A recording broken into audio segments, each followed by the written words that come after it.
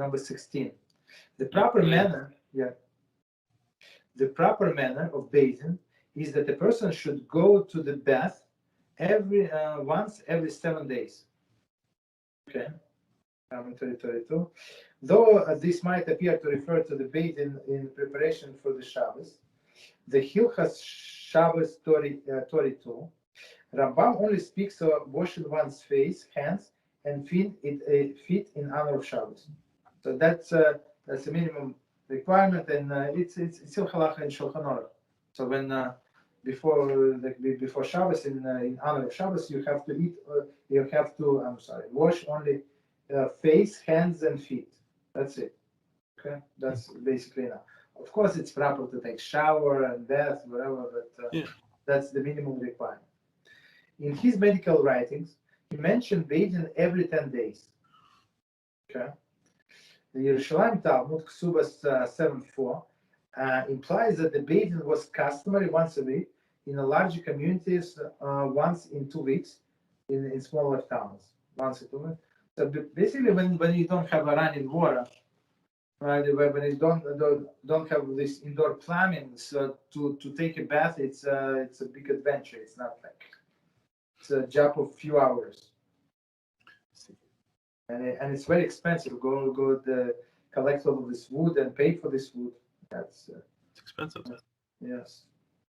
So okay, so he said once in 7 days. Okay, he should not. So I mean, in many parts of the world, that's what people do. They bathe only once a week. He should not enter the bath soon after the mealtime, nor when he's hungry, but when this food is begun to be digested. So one more time, don't go to the bath. Maybe our shower is not as bad. I mean, unless somebody takes a very hot shower, I guess, right? So, but they say do not go after the mealtime. So when the stomach is full, that's not good, or when he's hungry. So I guess when you came home, like you were hungry and need to take a bath, so eat a little, drink something, and so you're not as hungry. Go take a bath. But when food began to be digested, so I think it started digested. Depends on what you ate.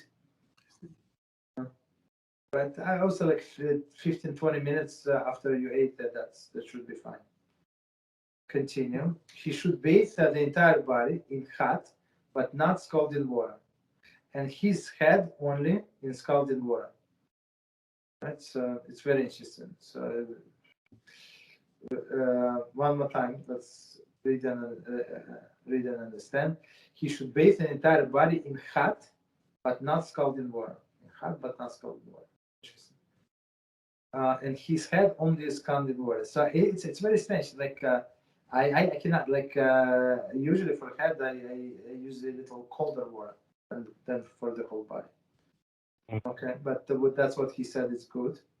Then he should bathe his body in a tepid water, followed by the bathing in successively cooler water until he has bathed in a cold water. So they basically like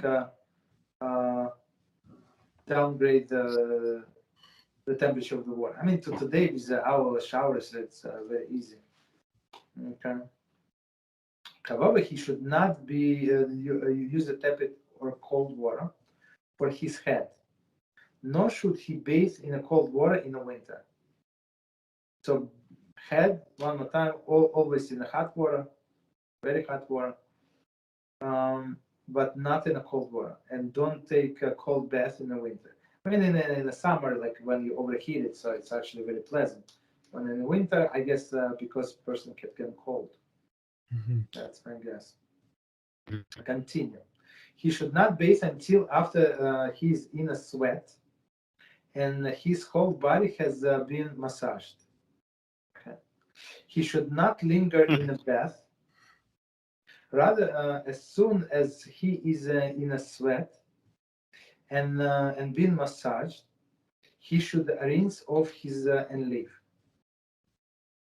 Okay, so let's read it one more time and understand. I mean, we're talking about like this professional bath with the guy who massages you and stuff like that. Okay.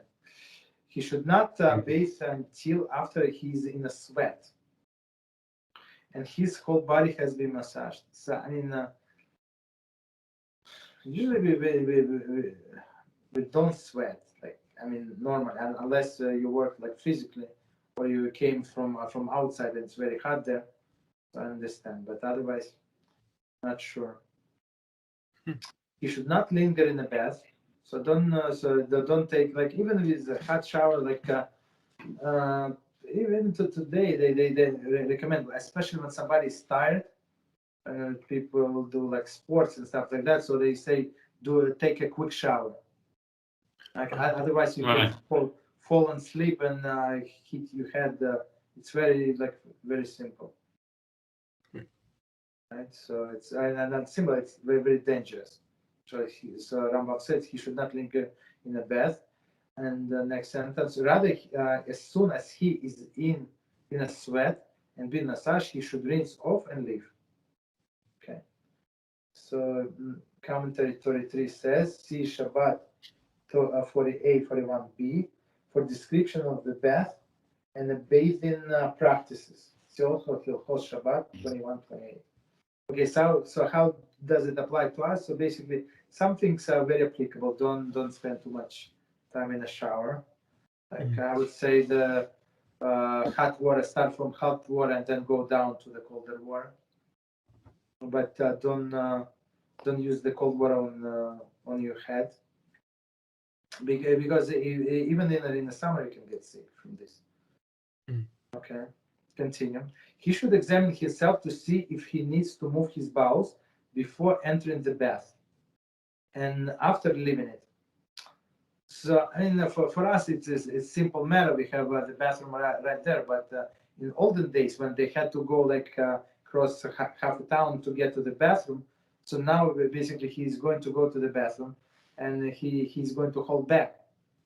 Right? He's not going to dress and go like to the bathroom. So they say before you go to the bath, check if you need to go to the bathroom. Similarly, he should always examine himself before and after eating. Okay, before and after sexual intercourse, meaning if you need to go to the bathroom. Before and after exertion and exercise. Before and after sleeping. Yeah, because I would say it's very practical. Be like even if you're very tired, you want to go to bed and that's it. So they say go to the bathroom. Otherwise, you would be so tired, you would be hold back. You will be holding back and not go to the bathroom because of the tiredness. That's bad. Okay, and after sleeping, of course. All in all, 10 different occasions. Okay. So let's try to count 10 different occasions. You should examine his own before entering the bath, 1, and after leaving, 2. Simply he should examine himself before and after eating, 4. Before and after sexual intercourse, it's 6. Before and after exertion and exercise, it's 8. Before and after sleeping. Okay, exactly. So I do that 10. Okay, continue. Next Halachah, unless you have any comments. I mean, he's very straightforward. Rambam is very straightforward. I hear. Sorry? Yes? Moshe, did you say something? Okay, no, it's its video is a little slow. Okay, so Blinner, so maybe me and Ethan are going to do tests of Zoom. I'll try to change that configuration. Okay, but continue anyway. 17. When one leaves the bath, he should dress and cover his head in the outer room of the bathhouse, so that he not catch a chill. He should take this precaution even in the summer. So let's try to understand what it says. Reading again. Even when one leaves the bath, he should dress and cover his head in the outer room of the bathhouse. So basically, it's a room when they keep the when they undress. Right? So even in that room, so the bath is where he's taking bath. That room. Now the outer room is a room where they leave their clothes. And now, so that they say, even in this room, put on your hat, right? Because of course it's I'm not sure, like probably it's like it's a public bath, so I have to go home. I don't know how long, but well, he should take this precaution even in summer. Even in the summer, when after the bath, when you're hot and there's windy there out, like outside, you can get you can catch a chill. Okay. After leaving the bath, he should wait until he regains his composure and the warmth from the bathing has receded, and then eat. So after, like, if he overheated in the shower, so don't go eat right away because he's overheated. Just wait for some time, right? Until the temperature go down. And nap after bath before eating is very beneficial. So if you took a bath, go take a nap, right, and then go eat. Okay. One should not drink cold water on leaving the bath. Okay. And it goes without saying he should not drink while bathing. Okay. So number 34, let's see, counting. From Shabbat 41a, it appears that one should drink hot water after leaving the bath. However, there is no indication such as the intent of Rambam's words.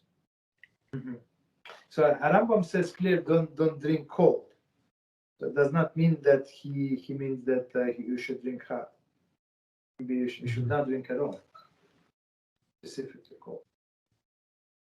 If he should continue, if he should be thirsty upon leaving the bath and cannot refrain, he should mix water with wine or honey and drink. Very interesting commentary. Our translation follows the printed text of Mishnah Torah. However, according to some manuscript, this refers to drinking within the bath. See Shabbat 148. So I according to this opinion, so if he is thirsty in a bath, right? So he should mix the water with wine or honey. I'm not sure. Okay, I'm not sure why would they compare wine with honey. I'm not sure. Maybe because of the sugar. Not sure. Okay, continue. It is beneficial for one to rub himself with oil at the bath during the winter, after he has the rinse off. Okay, so it was an olden custom to apply like olive oil. Okay, so.